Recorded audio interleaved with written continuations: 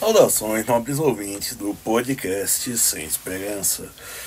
Durante a crise que houve na Grécia, melhor, na zona do euro, que começou pela Grécia, lá pelos anos 2010, o primeiro-ministro, premier grego que assumiu, pensou em, por exemplo, coisas como taxar quem usasse a democracia.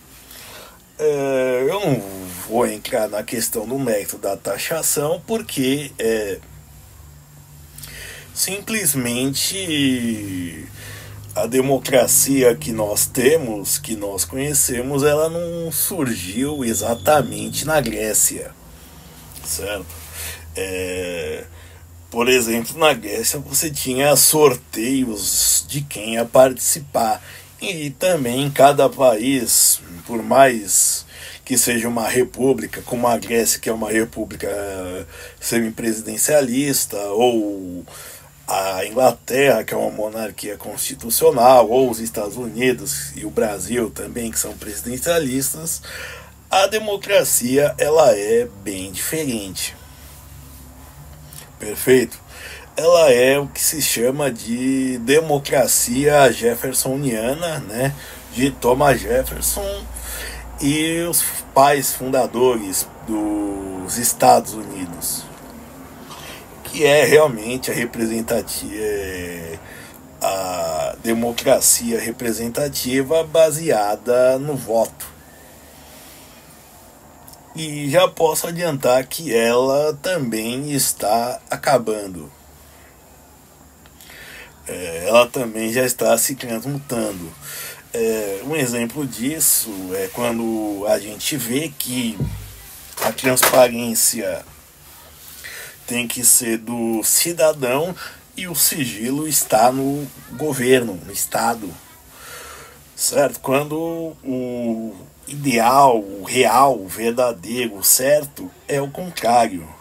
O cidadão tem direito a todo tipo de sigilo, agir com sigilo, se reunir e tudo mais, e o Estado, se achar que isso, ele tem que provar que algo está errado para ele poder intervir, entendeu?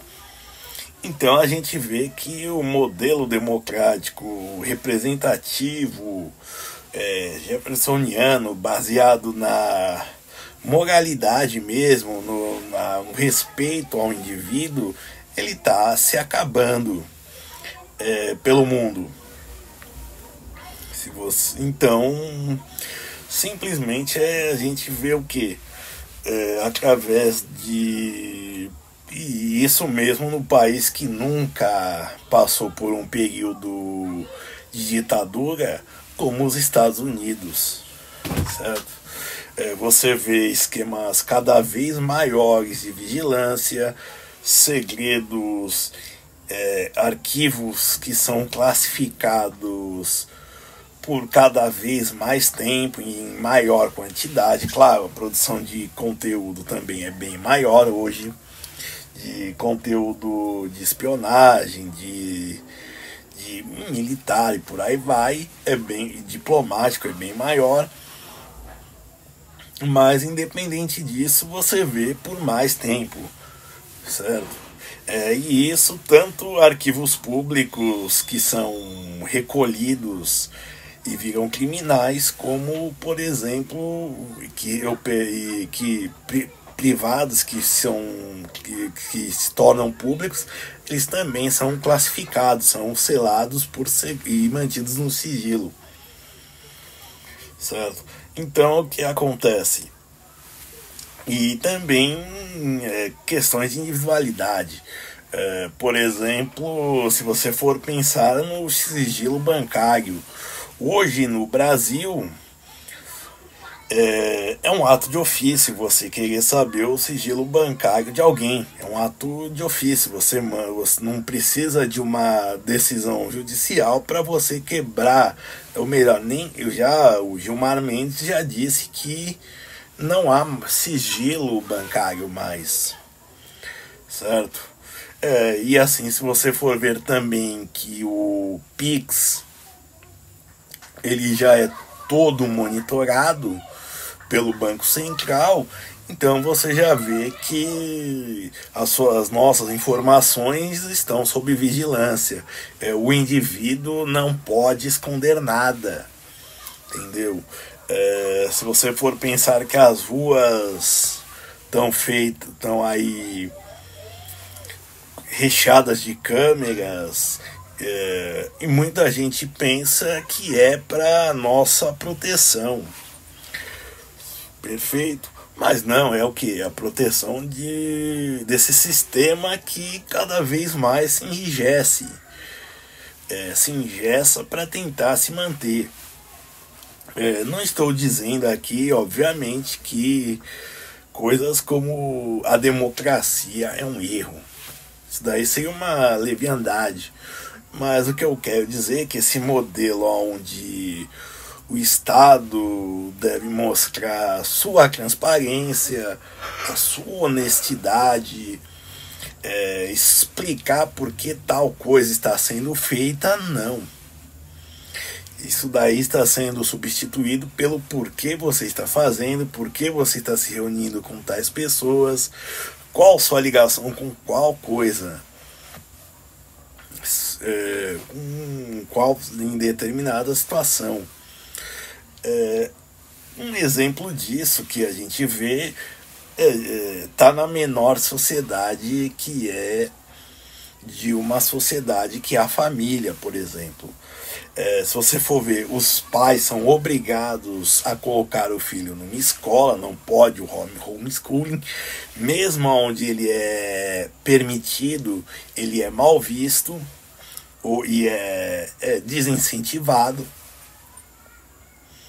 certo? Então, assim, e também você vê a questão de obrigações, por exemplo, do homem, né? Independente dele ser o pai ou não da criança, certo? Que também é o que? É uma forma, e ele se exclui os malefícios que há, por exemplo, o impedimento de esconder patrimônio, sob o risco de perder todo.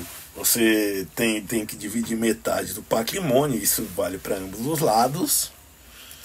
Mas se você descobrir que esconderam, você perde todo, certo? Ou seja, a questão é que basicamente você tem que provar que está se tornando o fato que você tem que provar que você é inocente, que você é uma pessoa honesta. E a presunção de inocência, de idoneidade, de boa fé era algo, como eu disse, primordial nessa democracia jeffersoniana que se estabeleceu, e essa representatividade. Se você for ver como a representação também está sendo extinta, pensa que se criou-se cotas em alguns países para nos parlamentos, por exemplo, cotas para mulheres. Obviamente isso causou distorções. O caso emblemático foi da Constituinte do Chile, que 11 mulheres era dividido meio a meio, 50 vagas por cento das vagas para cada gênero. E no final, 11 mulheres tiveram que ceder suas vagas para homens, certo? Ou seja, mulheres que tinham boas ideias, que representavam uma parte do eleitorado, simplesmente foram deixadas de lado para se cumprir uma lei para homens que às vezes foram eleitos pelo coeficiente eleitoral, foram eleitos pela minoria, entendeu? Por um grupo que talvez não houvesse necessidade mas que não tivesse a expressividade para ter um candidato numa constituinte, certo? E isso daí também você já vê como há distorções.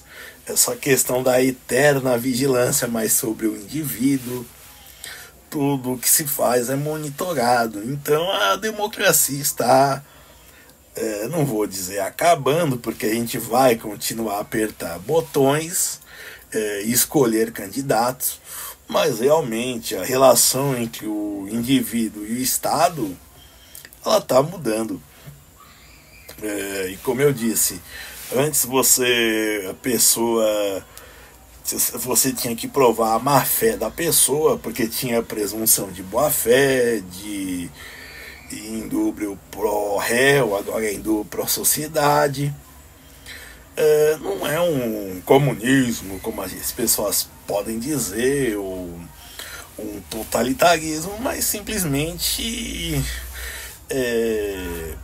primeiro porque há trocas de gerações e mudanças nas elites, mas você vê que a democracia, como uma forma de organizar a sociedade, está tentando se estratificar, e nisso ela está se degenerando para algo que não é que ela foi para ser concebida.